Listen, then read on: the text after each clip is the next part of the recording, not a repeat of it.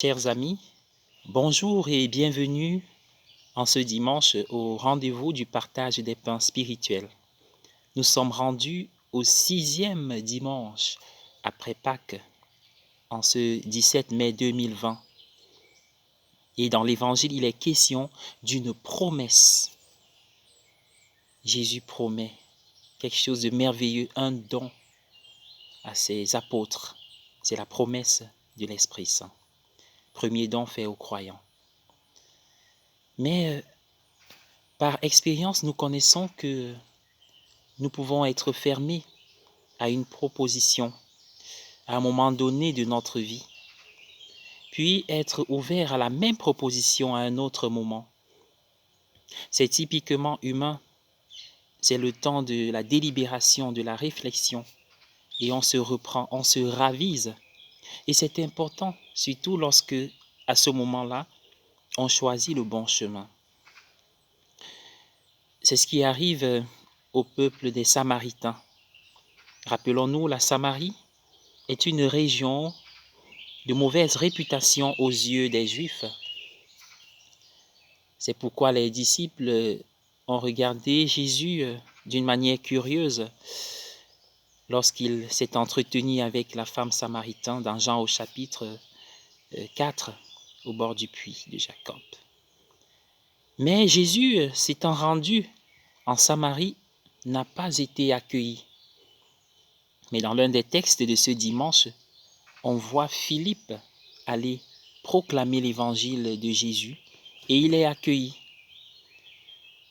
Comme quoi, ils ont refusé Jésus, mais ils ont accueilli son message. Et son message, c'est lui-même. Il est la parole, le Verbe incarné.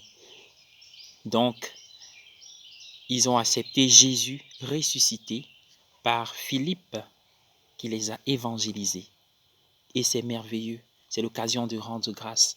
Et dans notre vie, parfois, nous nous détournons de la vraie voie. Mais après, nous revenons par le sacrement de réconciliation, par un examen de conscience, par une décision personnelle et des résolutions, comme nous devons en prendre pendant ce temps de confinement et de déconfinement progressif, etc. Pouvoir revenir à Dieu ou alors revenir sur la bonne voie en demandant, n'est-ce pas, le discernement. Cela signifie en d'autres termes que Dieu est toujours là pour nous attendre. La fidélité du Seigneur a été plus forte que notre infidélité, que l'infidélité du peuple samaritain. Ainsi donc, bien-aimés dans le Seigneur, nous sommes un peuple d'espérance. Et c'est ce que nous devons retenir en ce dimanche, un peuple d'espérance. Car Jésus dit, je ne vous laisse pas seul dans l'Évangile. Je ne vous laisse pas seul. Et Paul a dit par ailleurs, rien ne peut nous séparer de l'amour de Dieu. Pierre dira dans l'un des textes de ce dimanche, dans première épître de Pierre au chapitre 3, verset 15 exactement, « Soyez toujours prêts à rendre compte de l'espérance qui est en vous. » Et notre espérance, c'est que rien ne peut nous séparer de l'amour de Dieu. Rien du tout ne peut nous séparer de son amour manifesté en Jésus-Christ. Ainsi donc, Dieu envoie son esprit à ceux qui l'aiment comme guide. Mais il dit, si vous demeurez dans mon amour, mon Père et moi nous viendrons et nous demeurerons en vous. Comme quoi, c'est la force de notre amour. En réponse à l'amour de Dieu qui nous a aimés le premier, qui nous vaut le don suprême, le don de l'Esprit Saint. Oui, l'Esprit est attiré dans notre âme par la force de l'amour que nous avons en Dieu. Ne cherchons pas l'Esprit, oh toi viens, etc., viens, descends en moi, non.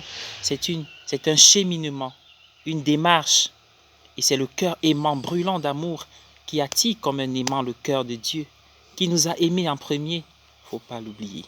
Alors bonne journée à tous, bon dimanche.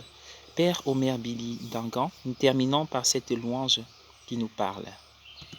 Je veux chanter ton amour, Seigneur, chaque instant de ma vie. Danser pour toi en chantant ma joie et glorifier ton nom. Je veux chanter ton amour, Seigneur, chaque instant de ma vie.